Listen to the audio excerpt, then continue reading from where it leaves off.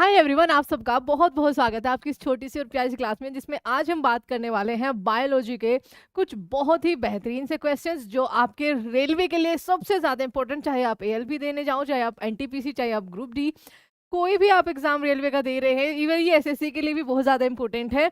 तो आपको उसमें ज़रूर हेल्प मिलेगी। हाँ, इसका एक और सेशन आएगा, टेंशन मत लेना। एक खाली इन क्वेश्चंस में आपकी बायोलॉजी पूरी नहीं होगी, तो आपके आगे भी 10 मिनट्स जो है वो बायोलॉजी पर आते रहेंगे। लेकिन मोस्ट इंपॉर्टेंट क्वेश्चन की इस वीडियो को शुरू करने से पहले आप सबसे एक रिक्वेस्ट है कि आप प्लीज़ चैनल को जो है वो सब्सक्राइब करना और इस वीडियो को शेयर ज़रूर करना। तो चलिए देखते हैं कि आपने बायोलॉजी को कितने अच्छे से पढ़ा हुआ है।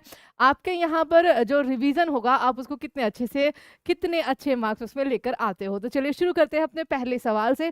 आपका पहला सवाल है, बरगद के पेड़ का वनस्पतिक नाम क्या होता है? बरगद के पेड़ का आपका यहाँ पर सही जवाब क्या हो जाएगा? फिकस बिगलिस, यानी कि ए ऑप्शन आपका यहाँ पर करेक्ट आंसर होगा।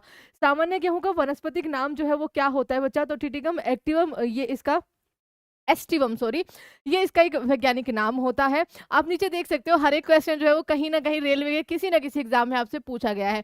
होमोसेपियंस जो हमारा वैज्ञानिक नाम है, ये शब्द जो है वो किसने दिया था? तो ये आपका कार्ल लिनियस, सी लिनियस लिखा आता है बट इसमें सी मिसिंग है, बट कार्ल लिनियस जो है वो आपका सही जवाब हो जाएगा।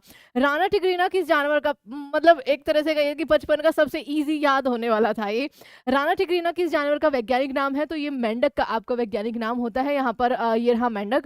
अगला सवाल है, ब्यूटिशिया मोनोस्पर्मा किस पौधे का? ये यूपी का जो है स्टेट फ्लावर है। ब्यूटिशिया जो है बच्चा ये पलाश को ही कहा जाता है। ऑप्शन नंबर बी आपका रेड से कलर का होता है, बहुत ही खूबसूरत। बिल्ली प्रजाति के सदस्यों को दिया जाने वाला वर्गीय नाम आपका क्या है? तो आपका केनाइन, फेलाइन, कैप्रिन या बोवाइन। तो बोवाइन बच्चा गायों के लिए आपका यूज होता है, आपको पता होगा, तो आपका फेलाइन इसका सही जवाब हो जाएगा। भारत के राष्ट्रीय पक्षी भारतीय मोर का वैज्ञानिक नाम आपका क्या हो जाएगा? तो पावो क्रिटेसस आपका यहाँ पर करेक्ट आंसर हो जाएगा। अगला, जीवों में प्रोटीन निर्माण के लिए सूचना स्रोत आपका क्या है? तो वो क्या होता है? आपका डीएनए होता है। अगला, इनमें से भोजन को बॉडी बिल्डिंग भोजन किसे कहा जाता है? तो बच्चा बॉडी बिल्डिंग आपका जिसमें प्रोटीन बहुत ज्यादा हो, प्रोटीन से भरा हुआ खाना आपका, तो प्रोटीन आपका यहाँ पर विटामिन, सॉरी, बी ऑप्शन में होगा। स्वपोषी अपने भोजन को, स्वपोषी मतलब आपका ऑटोट्रोप्स, ठीक है, संग्रहण किस रूप में आपका करते हैं? तो बच्चा ये स्टार्च के रूप में आपका करते हैं, सी ऑप्शन सही हो जाएगा।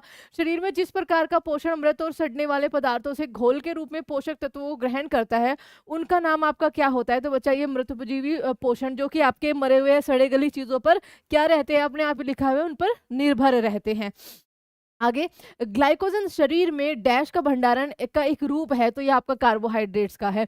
कौन सा पोषक तत्व भंजन के पश्चात, यानी कि आपका which nutrients provide maximum energy after break down? अच्छा, ब्रेक डाउन के बाद सबसे ज्यादा ऊर्जा प्रदान आपका यहाँ पर फैट हो जाएगा, यानी कि वसा।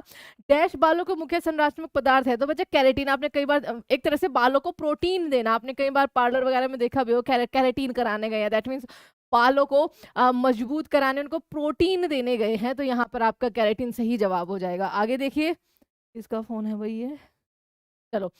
मछली के लीवर ऑयल में डैश मात्रा में होता है? मछली के लीवर ऑयल में डैश प्रचुर मात्रा में होता है बच्चा, उसमें विटामिन डी भी होता है, विटामिन ए भी होता है, तो बी ऑप्शन आपका सही हो जाएगा।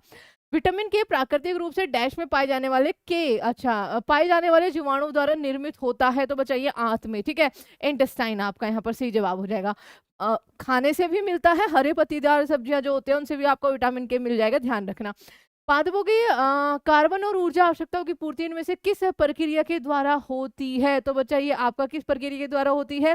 फोटोसिंथेसिस, यानी कि प्रकाश संश्लेषण के द्वारा होती है।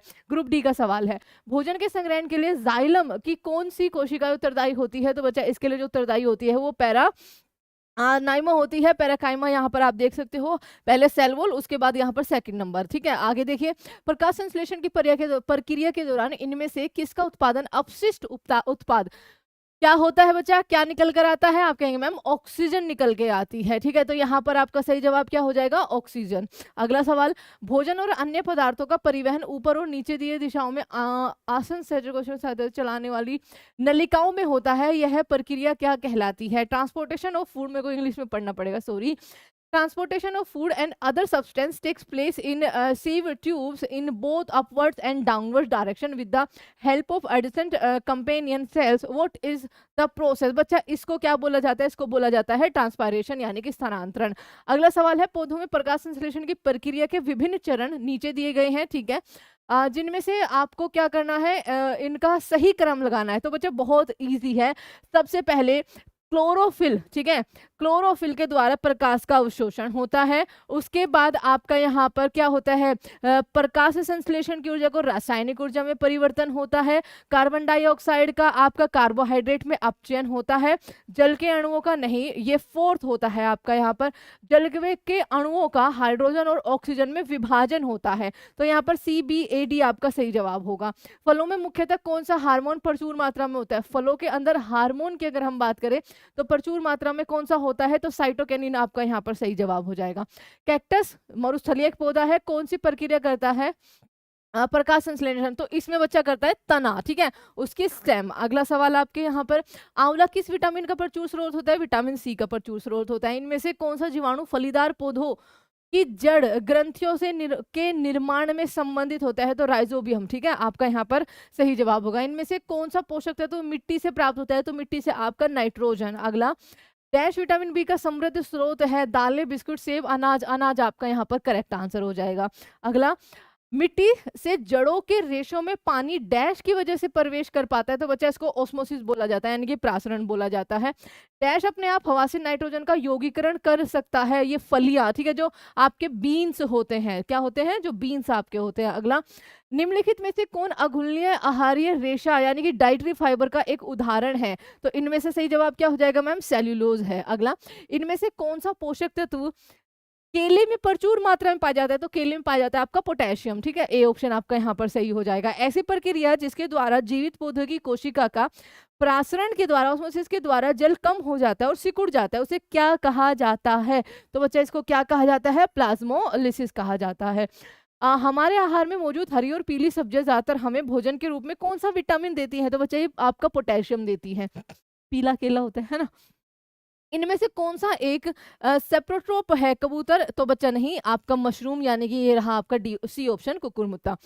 इनमें से कौन सा बेरी का एक लक्षण है? तो बेरी का एक लक्षण क्या हो जाएगा आपका? कमजोर पेशियां और आपकी लो एनर्जी, D ऑप्शन। यहाँ पर विटामिन बी के कारण, उसकी कमी के कारण आपका बेरी नामक रोग होता है। आपको कैसे पता चलेगा कि कोई व्यक्ति 1 साल पहले HIV से संक्रमित हुआ है? तो बच्चा उसके जो ब्लड है उसके HIV एंटीबॉडी के द्वारा आपको पता चलेगा। ऑप्शन नंबर C, जिसमें उसकी क्या हो जाती है कि कुछ टाइम के बाद उसकी जो रोगों से लड़ने की जो शक्ति होती है वो बहुत कम हो जाती है।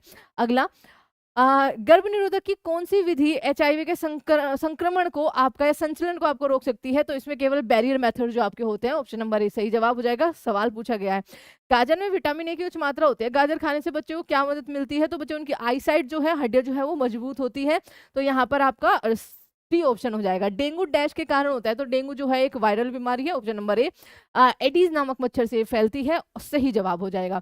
टेटेनस जो है तंत्रिका तंत्र की एक गंभीर बीमारी है जो किस विष उत्पादक के कारण होती है? तो बच्चा ये किसके कारण होती है? आप कहेंगे मैम ये बैक्टीरियम यानी कि जीवाणुओं के कारण। अगला, इनमें से कौन सा रोग विषाणु से होता है? यानी कि आपका क्या होगा? वायरस से। तो हेजा, टाइफाइड, सेरोज, चिकन पॉक्स। बच्चा बाकी आपके बैक्टीरिया, टाइफाइड। सेब से संबंधित रोग को किस नाम से जाना जाता है? तो इसको फायर ब्लाइट बोला जाता है। ऑप्शन नंबर C सही जवाब हो जाएगा। इनमें से कौन सा मानव रोग जीवाणु के कारण होता है? तो बच्चा टाइफाइड, ठीक है, टाइफाइड आजकल बहुत चला, दिल्ली के अगर आसपास की बात करें तो टाइफाइड बहुत ज्यादा चला हुआ है। यहाँ पर किस बैक्टीरिया के कारण होता है? तो आपका सोल्मोनेला टाइफी। मैंने कुछ यहाँ पर नाम भी लिख दिया क्योंकि ये भी पूछे जाते हैं कि भैया किस फलाना वायरस से आपका कौन सा रोग होता है, उसका नाम बताना है। आगे देखिए, हेपेटाइटिस A का कारण आपका क्या होता है? विषाणु होता है, यानी कि वायरस होता है। क्या है ये? ट्रैंक्विलाइजर सामान्यतः किस बीमारी का आपका क्या है, किस बीमारी के लिए दिया जाता है? तो जिनको एंजाइटी होती है, घबराहट होती है, आपका C ऑप्शन सही हो जाएगा। निम्नलिखित में से कौन सा एक जीवाणु जनित रोग है, यानी कि बैक्टीरिया से होने वाला रोग है आपका? Chicken pox, diphtheria. डिप्थीरिया आपका यहाँ पर सही जवाब हो जाएगा। कौन सा विटामिन हमारी आंख और त्वचा को स्वस्थ रखता है? तो आपका विटामिन A बिल्कुल करेक्ट आंसर हो जाएगा। इनमें से कौन सा पौधों का कवक रोग नहीं है, यानी फंजाई रोग नहीं है? तो आपका साइटस कैंकर जो है ये सही जवाब आपका यहाँ पर हो जाएगा। पेप्टिक अल्सर का कारक जीव एक जीवाणु है, वायरस है, हेलमिंथ है या फिर प्रोटोजोआ है? तो बच्चा आपका यहाँ पर जीवाणु है। हेलिकोबैक्टर पाइलोरी जो है इसका नाम है यहाँ पर बैक्टीरिया का। इनमें से कौन सी बीमारी हवा से नहीं फैलती है? तो निमोनिया, जुकाम, क्षय रोग, हैजा। हैजा आपका हवा से नहीं फैलेगा। इनमें से कौन सा रोग मच्छरों द्वारा उत्पन्न होता है? निमोनिया, घेगा, हैजा या फिर फाइलेरिया। फाइलेरिया आपका सही जवाब होगा। इनमें से किस रोग में पीड़ित रोग नेत्रदान कर सकते हैं? और नेत्रदान डेथ के बच्चा 6-7 घंटों के अंदर अंदर कर देना चाहिए, ठीक है, उनकी फैमिली को। और बहुत सारी बीमारियां ऐसी है जिसमें आप नेत्रदान जो है वो नहीं कर सकते हैं। तो बच्चा रेबीज, मधुमेह, हैजा या टेटिनस कर सकते हैं मधुमेह के अंदर, ठीक है। आगे, रोगजनक सूक्ष्म जीवों की वृद्धि को रोकने वाली दवाओं को क्या कहा जाता है? एंटीबायोटिक्स कहा जाता है। सी ऑप्शन सही हो जाएगा। इनमें से कौन सा रोग जल प्रदूषण से नहीं होता है? हैजा भी, टाइफाइड भी, डायरिया भी, प्लेग नहीं होता है।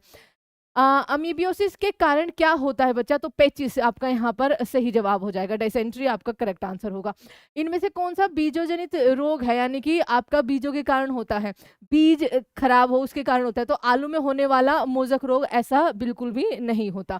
मवेशियों के मुक्त और पैरों के रोग किस कारण होते हैं? तो वो आपके क्या होते हैं? वायरस के कारण होते हैं।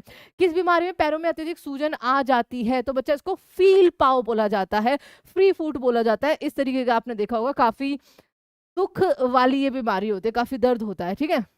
निम्न में से कौन सा रोग मानव शरीर में रक्त कोशिकाओं को प्रभावित करता है? तो आपका ल्यूकेमिया यहाँ पर सही जवाब हो जाएगा। अगला, ल्यूकोडर्मा, जहां भी डर्मा आ जाओ दैट मीन्स आपके स्किन की बात हो रही है। ल्यूकोडर्मा डैश की बीमारी है, ये आपकी त्वचा की बीमारी है। टाइफाइड बुखार उत्पन्न करने वाले टाइफाइड बेसिलस की परिपक्वता अवधि कितनी होती है? तो 8 से 14 दिन के आसपास ये आपकी होती है। आगे, इनमें से कौन सा विटामिन की कमी से स्वर्ण चावल से, इनमें से कौन सी विटामिन की कमी स्वर्ण चावल से पूरी होती है? तो विटामिन बी आपका यहाँ पर सही जवाब हो जाएगा। टूथ डिके, ओके, उसको रोकने के लिए इनमें से किसको जल में मिलाया जाता है? तो फ्लोराइड को मिलाया जाता है। ऑप्शन नंबर ए आपका यहाँ पर सही जवाब बनेगा। अगला है, कार्निया और रेटिना शरीर के किस अंग में पाए जाते हैं? तो ये आपके आंखों में पाए जाते हैं। नेक्स्ट, मानव शरीर में पाई जाने वाली वह एकमात्र पेशी कौन सी है जो दोनों सिरों से आपकी नहीं जुड़ी होती? तो जीभ आपका यहाँ पर करेक्ट आंसर हो जाएगा। मानव कान के किस भाग में प्राप्त ध्वनि के अनुसार आपका कंपन होता है? तो बच्चा यहाँ पर आपका क्या होता है? कर्णपटी झिल्ली जो आपका टाइम्पेनिक मेम्ब्रेन होती है, सही जवाब हो जाएगा। मानव शरीर का कौन सा अंग संतुलन बनाने में काम करता है या फिर सहायता करता है? तो हमारे जो ईयर्स है, यानी कि ऑप्शन नंबर ए कान। मानव कान के किस भाग में ध्वनि की 3 हड्डियों द्वारा आपका प्रवर्धन होता है? तो ये आपके लिए क्या है? आपके लिए एक होमवर्क क्वेश्चन है, ठीक है। होमवर्क सवाल होगा आज का। इसका जवाब आप सभी लोग क्या करेंगे? कमेंट बॉक्स में देंगे, ठीक है। कमेंट बॉक्स में इसका जवाब आपको देना है। तो ये आपका बायोलॉजी के कुछ मोस्ट इंपॉर्टेंट से क्वेश्चन हर एक सेक्शन से हमने यहाँ पर निकाले हैं। कुछ के बिल्कुल अलग भी आएंगे, जैसे सेल, ठीक है, अपने आप में बहुत सारे उससे क्वेश्चन पूछे गए हैं रिसेंट ईयर्स में, तो वो एक अलग टॉपिक में। तो ये थे कुछ बायोलॉजी के इंपॉर्टेंट क्वेश्चन। आई होप कि आपने सारे क्वेश्चन जो है उनके जवाब सही दिए होंगे, आपको सारे क्वेश्चंस के जवाब आते होंगे। मिलते हैं अपने नेक्स्ट 10 मिनट शो में, and thank you so much everyone. Please subscribe our channel and इसको शेयर जरूर करिएगा। एंड आपके एग्जाम के लिए बेस्ट रिवीजन है ये 10 मिनट शो।